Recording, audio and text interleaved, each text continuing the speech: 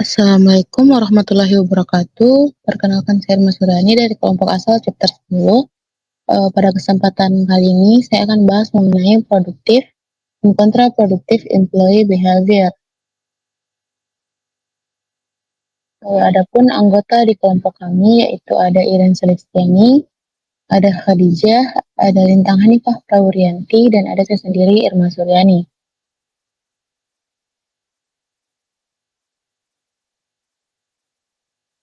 Adapun topik yang akan dibahas pada hari ini yaitu yang pertama ada perilaku produktif kinerja tugas. Yang kedua ada prinsip human factor untuk meningkatkan kinerja kerja. Yang ketiga ada perilaku warga organisasi atau OCD. Yang keempat ada perilaku kerja kontraproduktif menarik diri. Dan yang terakhir ada perilaku kerja kontraproduktif agresi, sabotase, dan pencurian.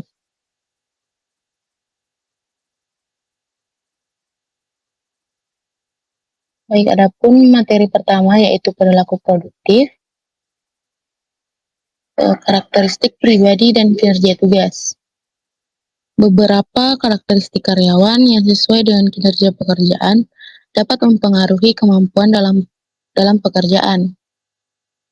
Selain daripada untuk mempengaruhi motivasi karyawan dalam bekerja keras, kemampuan kognitif seperti penalaran umum dan penalaran matematis dan verbal dapat memperkirakan kinerja pekerjaan dalam berbagai macam pekerjaan. Pada bagian ini akan dibahas mengenai karakteristik kepribadian 5 besar yang dipercaya oleh banyak peneliti untuk mewakili dimensi dasar kepribadian manusia. Berikut ini adalah deskripsi mengenai dimensi karakteristik kepribadian 5 besar.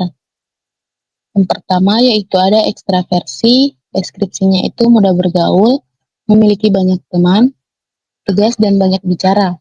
Yang kedua yaitu ada stabilitas emosi, deskripsinya yaitu minimnya tingkat depresi, stres, marah, khawatir, dan insecure. Yang ketiga ada keramahan, deskripsinya itu baik hati, sopan, mudah menyesuaikan diri, dan suportif. Yang keempat ada kesadaran, deskripsinya bisa diandalkan, bertanggung jawab, bekerja keras, dan fokus terhadap pencapaian. Dan yang terakhir ada keterbukaan pada pengalaman, deskripsinya yaitu cerdas, berpikir luas, memiliki rasa ingin tahu, dan imajinatif. Materi selanjutnya yaitu ada kondisi kerja dan tugas kinerja.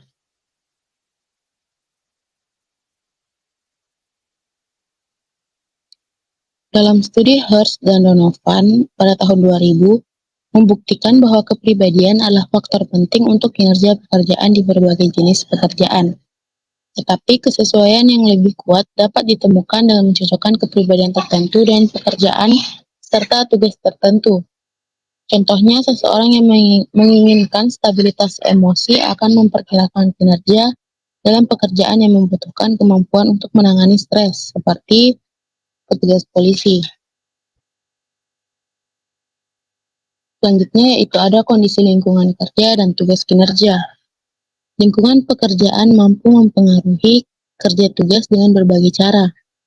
Lingkungan sendiri memiliki pengaruh positif dan juga pengaruh negatif pada motivasi karyawan, sehingga dapat menyebabkan peningkatan ataupun penurunan kinerja karyawan.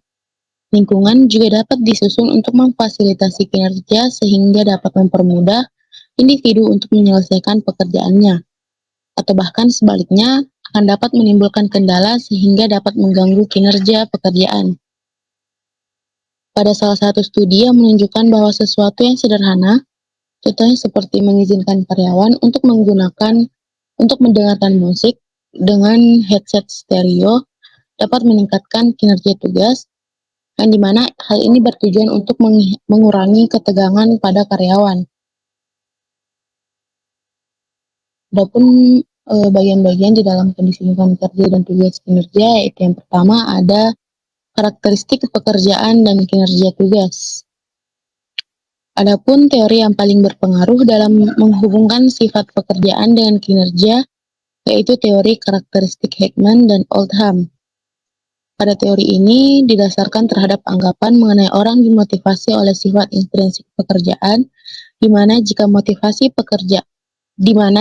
pekerjaan menarik dan menyenangkan, orang akan lebih menyukai pekerjaan tersebut sehingga memiliki motivasi yang tinggi dan bekerja dengan lebih baik. Teori ini menyatakan bahwa fitur pekerjaan dapat menyebabkan keadaan psikologis yang mengarah pada kepuasan motivasi dan kinerja tugas. Fitur pekerjaan atau karakteristik inti mengarah pada tiga keadaan. Yang pertama yaitu psikologis, yaitu mengarah pada kebermaknaan pekerjaan yang dijalani. Yang kedua, otonomi mengarah pada perasaan tanggung jawab, dan yang ketiga ada umpan balik yang mengarah pada pengetahuan tentang hasil. Ketiga keadaan ini penting terhadap kepuasan dan motivasi karyawan. Yang kedua ada sistem intensif dan kinerja. Yang kedua itu ada sistem insentif dan kinerja. Cara yang dapat dilakukan untuk meningkatkan kinerja pegas ataupun kuantitas kinerja yaitu sistem insentif, di mana kita memberikan penghargaan kepada karyawan untuk setiap unit pekerjaan yang dilakukan. Sistem ini berfungsi melalui motivasi dengan memberikan penghargaan pada karyawan terhadap perilaku yang bermanfaat bagi organisasi ataupun kelompok. Hal ini dilakukan untuk menghargai kinerja tugas karyawan. Agar sistem insentif efektif, ada 3 elemen yang harus dimiliki. Yang pertama, karyawan harus mempunyai kemampuan untuk meningkatkan produktivitas. Yang kedua, karyawan tentunya menginginkan insentif. Agar insentif berfungsi, maka insentif harus berupa sesuatu yang diinginkan. Dan yang ketiga, yaitu sistem insentif tidak akan berfungsi ketika ada kendala fisik atau psikologis pada kinerja. Contohnya, seorang penjual di toko tidak dapat menjual jika tidak ada pelanggan. Yang ketiga ada desain teknologi. Studi Hawthorne memperlihatkan bahwa faktor sosial dapat menjadi lebih penting dibandingkan lingkungan fisik dalam kinerja pekerjaan. Tetapi tidak ada keraguan mengenai fitur fisik pengaturan pekerjaan mampu mempengaruhi kinerja. Pada bidang faktor manusia yang disebut ergonomi atau psikologi teknik berkaitan dengan antarmuka antara sesama manusia dengan lingkungan fisik termasuk perkakas, peralatan, dan teknologi. Yang keempat ada interaksi komputer manusia. Fraser pada tahun 1987 menuliskan bahwa penggunaan komputer yang efisien oleh orang dapat muncul dengan berfokus terhadap 2 elemen yang penting, yaitu melatih orang, dan yang kedua yaitu desain sistem yang sesuai agar melatih keterampilan untuk sistem komputer yang mereka gunakan. Dan yang terakhir ada hambatan organisasi. Menurut Howard, Witt, dan Treadway dan Ferris pada tahun 2006, hambatan organisasi mempunyai efek yang merugikan kinerja pekerjaan, yang mencegah karyawan dalam menggunakan keterampilan mereka untuk memadai atau melakukan tugas pekerjaan. Hambatan organisasi sendiri merupakan aspek lingkungan kerja yang dapat mengganggu ataupun mencegah kinerja tugas yang baik.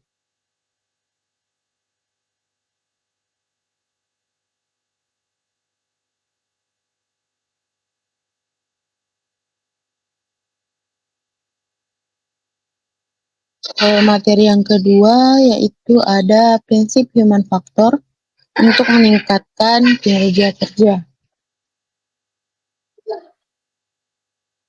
Prinsip human factor. Human factor adalah ilmu yang mempelajari interaksi manusia dengan peralatan yang digunakan dan lingkungan kerja yang digunakan dalam lingkungan kerja yang digunakan di lingkungan kerja untuk membantu kinerjanya. Faktor ini biasa disebut dengan ergonomi.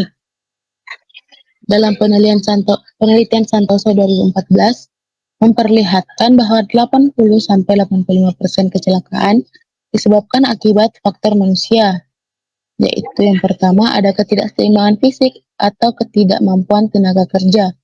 Yang kedua ada ketidakseimbangan kemampuan psikologis seperti rasa takut, emosional, serta kurangnya keterampilan. Yang ketiga, kurangnya pengetahuan seperti dalam pengalaman dan memahami pekerjaan. Yang keempat, ada kurangnya keterampilan seperti kurang kreatif serta penampilan kurang. Yang kelima, ada stres mental, antara lain itu emosi berlebihan, pendiam, serta sangat tertutup. Keenam, yaitu stres fisik seperti badan sakit dan kurang istirahat sehingga gerakan terganggu. Dan yang terakhir ada kurangnya motivasi. Yang kedua itu ada meningkatkan kinerja dengan menggunakan human factor. Dengan menggunakan prinsip human factor pada lingkungan pekerjaan ataupun organisasi akan dapat memberikan dampak pada peningkatan kinerja keselamatan dan kesehatan seperti yang pertama dapat mengurangi tingkat kesalahan manusia atau human error. Yang kedua, mengurangi kecelakaan kerja. Yang ketiga, mengurangi penyakit akibat kerja. Dan yang terakhir, serta dapat meningkatkan kinerja dalam lingkungan kerja tersebut. Materi selanjutnya itu ada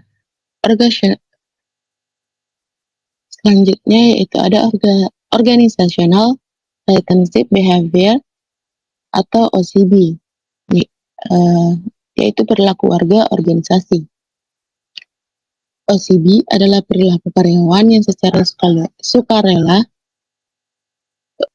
mengerjakan pekerjaan di luar job desk-nya atau di luar yang tercantum dalam deskripsi pekerjaan untuk membantu keberlangsungan perusahaan dalam mencapai tujuannya.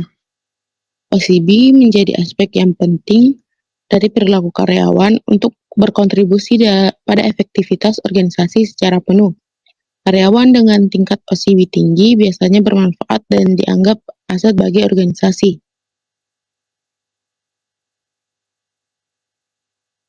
Organ dan Konofsky pada tahun 1989 membagi OCB menjadi dua kategori perilaku. Itu perilaku yang secara khusus diperlukan dan tidak. Kedua perilaku tersebut yaitu ada altruisme dan ada kepatuhan. Altruisme sendiri adalah sikap membantu tanpa mengharapkan imbalan apapun, yang bisa berupa bantuan kepada supervisor akan suatu masalah atau rekan kerja yang tidak hadir, ataupun bisa memberikan saran untuk memperbaiki kondisi.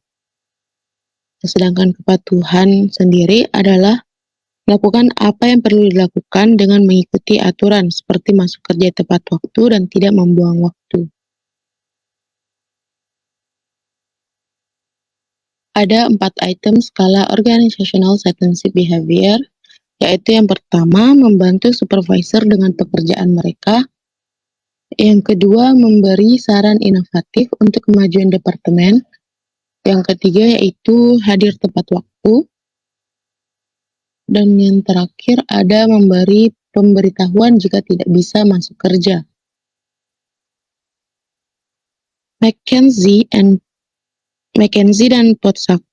McKenzie, Potsakov, dan Fitter pada tahun 1991 menilai OCB dan kinerja penjualan objektif, tenaga penjualan, dan menemukan hubungan antara kedua jenis perilaku tersebut. Karyawan dengan catatan penjualan terbaik tidak berbeda dalam hal OCB dengan karyawan yang memiliki catatan penjualan terburuk.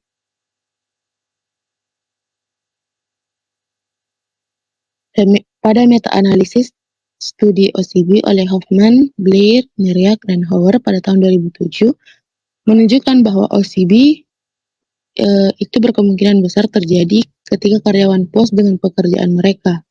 Mereka memiliki komitmen untuk mendapatkan perlakuan adil serta memiliki hubungan baik dengan supervisor mereka. McNally dan McLino pada tahun 1994 menemukan jenis OCB yang berbeda dengan variabel yang berbeda dan terbagi menjadi tindakan yang membantu karyawan lain atau OCBI. dan tindakan yang menguntungkan organisasi atau OCBI berkaitan dengan kepedulian individu terhadap orang lain, sedangkan OCBO berkaitan dengan ekuitas karyawan, dan keduanya berkaitan dengan kepuasan karyawan. OCB sendiri sering dianggap sebagai tindakan altruistik yang dilakukan individu untuk alasan pribadi. Penelitian terbaru menunjukkan bahwa ada beberapa kasus yang OCB ini bisa jadikan sebagai strategi untuk maju dalam pekerjaan, seperti untuk mendapatkan promosi. Materi selanjutnya yaitu ada terlalu kerja kontraproduktif menarik diri. Sebagaimana dicatat oleh Mitra, Jenkins, dan Gupta pada tahun 1992, ketidakhadiran dianggap oleh beberapa peneliti sebagai reaksi dari ketidakpuasan kerja yang mencerminkan upaya karyawan untuk melarikan diri, baik sementara, absen atau terlambat, atau selamanya, dari situasi yang mereka anggap tidak menyenangkan. Ada 3 reaksi dari ketidakpuasan kerja. Yang pertama yaitu ada ketidakhadiran atau absence. Yang kedua, tingkat karyawan keluar dari perusahaan atau turnover. Dan yang ketiga ada keterlambatan atau lateness. Yang pertama yaitu ada ketidakhadiran atau absence. Karyawan yang tidak muncul untuk bekerja, yang tidak hadir untuk bekerja pada saat yang dijadwalkan, dapat menjadi masalah besar untuk organisasi. Banyak pekerjaan membutuhkan kehadiran seseorang bahkan ketika orang yang dijadwalkan itu tidak ada di sana. Dalam kasus seperti ini, ketidakhadiran mengharuskan organisasi melakukan overstaff.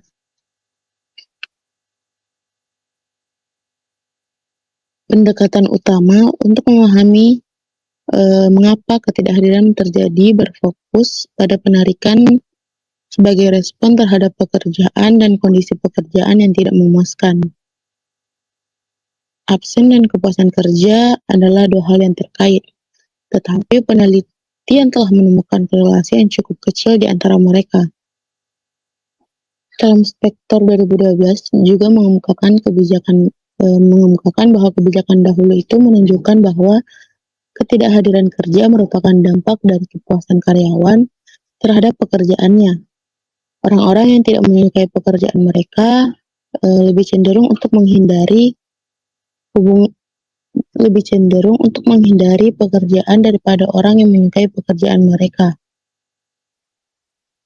Goff, Moon, dan Jamison pada tahun 1990 menemukan bahwa orang yang memiliki tanggung jawab utama untuk merawat anak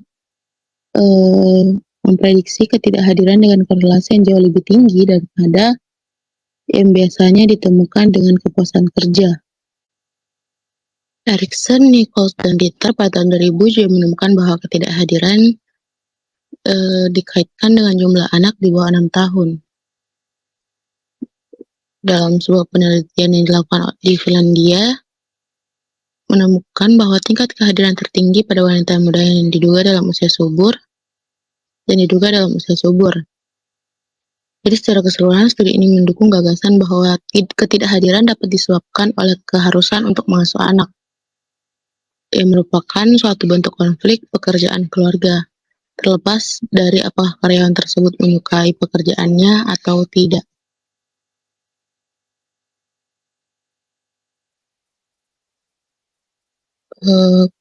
Keterlambatan.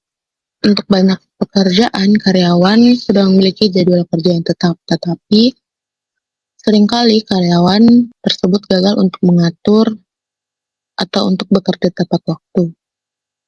Beberapa karyawan mungkin dapat mengganti waktu mengganti waktu dan melewatkan waktu istirahat, waktu makan siang singkat, atau bekerja sampai larut malam. Namun, seringkali karyawan tersebut gagal untuk mengatur waktu, atau waktu tidak dapat diganti. Misalnya, jika seorang profesor terlambat untuk masuk ke dalam kelas, waktu biasanya tidak akan dijadwal ulang. Keterlambatan juga menghasilkan biaya bagi organisasi yang memanggil pengganti dan dapat memberikan beban dan tidak adil pada rekan kerja yang mungkin harus mengisi kekosongan tersebut. Keterlambatan seperti ketidakhadiran bisa disebabkan oleh banyak hal. Kozlowski pada tahun 2000 mencatat bahwa meskipun sikap seperti ketidakpuasan kerja telah dikaitkan dengan keterlambatan, penyebab penting lainnya adalah jarak perjalanan dan kemudahan serta konflik pekerjaan keluarga.